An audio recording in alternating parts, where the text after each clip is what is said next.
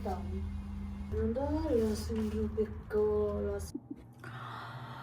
Good afternoon and namaste welcome to my new day new ब्लगका साथमा तपाईँहरूको सामान्य फेरि पनि म आइसकेको छु तपाईँहरूकै एन्जुला राई। सो साथीहरू आज चाहिँ मैले आफ्टरनुनमा भिडियो स्टार्ट गरिरहेको छु किनभने मलाई अलिकति सन्चो थिएन क्या, पेट दुखे जस्तो भइरहेको थियो। सो अनि मैले चाहिँ ढिला भिडियो स्टार्ट गरेँ। अहिले चाहिँ रेस्ट गरेर चाहिँ अलिक सन्चो भयो जस्तो लाग्यो। अनि त्यही माथि मलाई चाहिँ के भन्छ अरे मेरो चाहिँ समस्या फिसर छ नि त। अनि फिसर भनेको चाहिँ अन्त ब्लड आइरहेको छ क्या। अनि जब मैले खानेकुराहरू बार्दिनँ ब्लड आइरहेको छ अनि त्यही प्रब्लम भएर प्यानिक भइरहेको थियो। सो अनि म चाहिँ भिडियो सिडियो नगरिकन रेस्ट गरेँ। सो अनि आजको छुट्टीको दिन पनि यसरी नै बित्यो। मेरो चाहिँ अब छुट्टी नै हुन्छ प्रायः धेरै होइन, 2 दिन 3 दिन हप्ताको 2 दिन 3 दिन छुट्टी नै हुन्छ। अनि छुट्टीको बेला चाहिँ अब बाहिर यस्तो राम्रो मौसम थियो आज होइन, तर म बाहिर निस्केकै छैन। सो आज चाहिँ किन बाहिर निस्किन भन्दाखेरि साथीसँग बाहिर निस्किने कुरा थियो, ऊ पनि काममा बोलाएर गएछ। अनि सो आज मैले के भनिरहेको छु भने अस्ति नै मैले माटो लिएर आएको थिएँ। अनि बाल्टिनहरूमा चाहिँ म अब नेपालबाट हिजोको भिडियोमा देखि नै हाल्नुभयो तपाईँहरूले मेरो चाहिँ अब भेजिटेबल्सको सिड्सहरू पठाइदिनु भएको छ नि त। अब हुन्छ कि हुँदैन आई डोन्ट नो, बट एकचोटिको लागि चाहिँ म ट्राई गर्छु भनेर अस्तिनको भिडियोमा मैले मलहरू किनेर ल्याएको छु। अनि हिजोको भिडियोमा देखि नै हाल्नुभयो नेपालबाट मेरो आएको छ सागहरूको बिउ, चम्सुरको बिउहरू। सो अनि त्योहरूलाई चाहिँ म यहाँनिर चाहिँ मेरोमा चाहिँ घाम पर्ने ठाउँ छैन नि त। सो म बाहिर लगेर राख्छु आजलाई त्यो माटोहरू र त्यो मलहरूलाई चाहिँ मिक्स गरेर चाहिँ म मिलाएर राख्छु भन्ने सोचेको छु। अनि अहिले अलमोस्ट 3 भइसक्यो होला, अहिले भर्खर भिडियो स्टार्ट गरेको छु। ठिकै छ, केही पनि छैन। म धेरै लामो भिडियो हाल्दिनँ, 8 देखि 12सम्म भिडियो हाल्ने कोसिस गर्छु। कतिपय कुराहरू चाहिँ अलिकति 14 मिनट 15 मिनटसम्म पनि हुनसक्छ, एडजस्ट गरेर हेरिदिनु होला भन्न चाहन्छु। सो अनि सुरुमा लाइक कमेन्ट सेयर सब्सक्राइब गर्न नबिर्सिनु होला साथीहरू। अनि हेरेपछि लाइक पनि गरिदिनु होला भन्न चाहन्छु। अनि सपोर्ट गरिदिनु होला, तपाईँहरूकै माया साथको सपोर्टको खाँचो परेको छ मलाई। सो त्यही नै भन्न चाहन्छु। अनि जति पनि अहिले हेरेर माया गरिदिनु भएको छ, मेरो अलिअलि भ्युजहरू सब्सक्राइबहरू बढ्दैछ, छिट्टै 1K पुऱ्याइदिनु होला भन्न चाहन्छु। अनि जति पनि अहिले गरिराख्नु भएको छ नि उहाँहरूलाई धेरै धेरै थ्याङ्क यू सो मच भन्न चाहन्छु। सो अहिलेको लागि चाहिँ म ढिला नगरिकन अब म मेरो कामहरू स्टार्ट गर्छु। अनि स्टार्ट गरेर नुहाएर भोलि चाहिँ ड्युटी छ, अनि त्यो कामसाम सकाएर चाहिँ फ्रेस हुनुपर्ने छ। सो अहिलेको लागि चाहिँ अब म बाहिर निस्किन्छु है त साथी।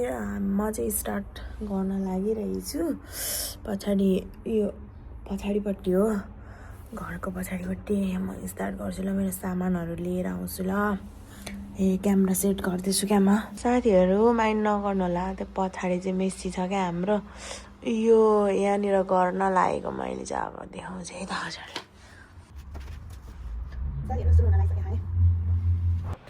साथीहरू मैले चाहिँ भोलि भोइस ओभर गर्दैछु। मैले चाहिँ बाल्टिन निकालेर माटो चाहिँ खनाएँ, प्लास्टिक ओछ्याएको थिएँ त्यो माथि।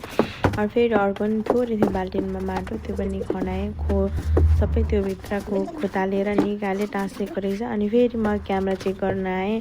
फेरि अर्को सानो बाल्टिनमा धनियाँ रोपेको थिएँ, त्यो पनि मऱ्यो क्या धनियाँ चिसोले। अनि मैले त्यो पनि गरेँ। मल खोल्दैछु म चाहिँ, अस्ति लिडिलबाट किनेर लिएर आएको मल थियो। अनि त्यसपछि त्यो सबै मिक्स गरेँ, खनाएँ, डल्लोहरू फुटाउनु थालेँ बेस गरी एक्लै होइन। अब सानो सानो डल्लो थियो। फेरि क्यामेरा चेक गरेँ भयो कि भएन भनेर फेरि गएर आफ्नो काम कन्टिन्यू गरेँ। अनि त्यसपछिबाट त्यो अब डल्लो फुटाएँ, सकेसम्म मसिनो बनाऊँ भन्ने थियो। माटोहरू चाहिँ अलिकति चाम्रो खालको थियो।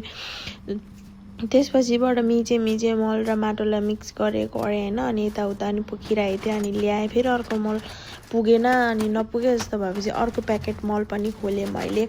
यो चाहिँ अर्ग्यानिक के भन्छ अरे अर्किड्स भन्दो रहेछ यहाँ चाहिँ है। कम्पोस्ट मल किनेर ल्याएको थिएँ 2 प्याकेट। अनि त्यहाँ सानो नाइफ थियो क्या, खाने नाइफ थियो, मान्छेले खाने नाइफ थियो। काटकुट गर्ने होइन कि, त्यो खाँदाखेरि सानो सानो पिस काटकुट पार्ने नाइफले चाहिँ मैले गरेँ भएन। अनि त्यसपछि फेरि हातले नै म मिच्न थालेँ डल्लोहरू। अनि मजाले मिक्स गरेँ माटो र त्यो मल, तर खासै मलले काम गर्ला जस्तो चाहिँ लागेन मलाई। अनि यताउता जम्मा पार्दै सानो सानो फुटालेँ। अनि त्यसपछिबाट हेरेँ के रहेछ भनेर। अनि यस्तो स्मेल पनि लिएँ क्या, मल त होइन एउटा स्मेल पनि आएको थिएन। नेपालको जस्तो मल त पाइँदैन नि त यहाँ त। अनि त्यस्तै रहेछ त्यो मलले काम गर्ला जस्तो चाहिँ लागेन, तर पनि मैले अब मिक्स गरेँ सबै 2 प्याकेट मल चाहिँ त्यति माटोमा मिक्स गरेर बाल्टिनमा हाल्नु थालेँ सुई अनि त्यो एउटा बाल्टिन हालेँ अनि त्यसपछि माटोले नपुग्ला जस्तो भयो क्या, मलाई चाहिँ 2 बाल्टिन नहोला जस्तो भयो। अनि त्यसपछि हालेँ, यहाँ छान्दै हालेँ, मिलाउँदै हालेँ। अनि म चाहिँ यहाँनिर भोइस ओभर गर्नुको रिजन चाहिँ त्यहाँ मैले बोलेको थिएन केही पनि, अनि किनभने त्यहाँनिर अलि नसुन्दर रहेछ क्या, वासिङ मेसिनको आवाज आयो झ्याल ओपन भएर। अनि त्यसपछि हालेँ मिलाएर छिटो। अनि मैले यो चाहिँ टाइम ल्याप्समा राखेको छु क्या, अनि किनभने यो टाइम ल्याप्स राख्नुको कारण चाहिँ यत्रो घन्टा थियो, धेरै 30 मिनटको भिडियो बनाएको थियो नि त। अनि अर्को बाल्टिन ल्याएर कम हाल्नु थालेँ। अनि यहाँ चाहिँ अलिकति स्लो थियो क्या भिडियोहरू, मैले टाइम ल्याप्स कुनैमा राखेको छु कुनैमा राखेको छैन नि त। सो अनि यो भिडियो चाहिँ खालि टाइम ल्याप्स मेरो भोइस ओभर गरेर नै सबै सकिने भयो। अहिलेको लागि चाहिँ म भोइस ओभर यति नै कन्टिन्यू गरिदिन्छु।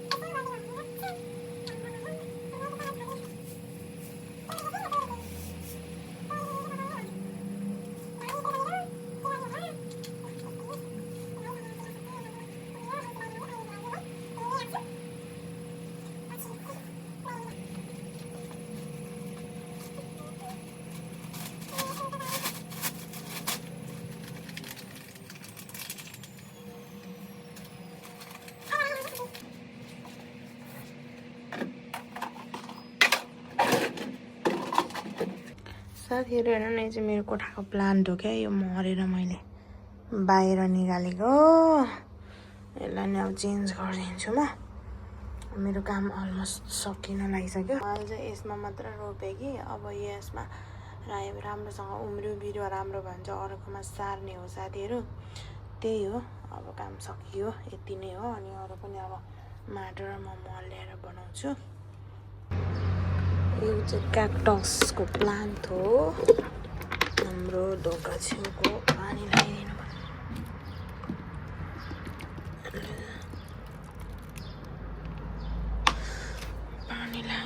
पर्यो, अन्त यता पनि छ, यसो छेउबाट लगाइदिनु।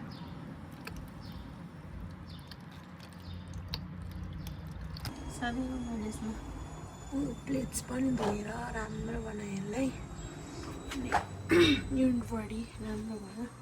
अनि यहाँ चाहिँ बिरालोलाई चाहिँ यस्तो खानेकुरा दिन्छ क्या, यहाँ चाहिँ बिरालोले मार्दैन, यस्तो खानेकुरा दिन्छ ठाउँमा पानी अनि यस्तो खानेकुरा।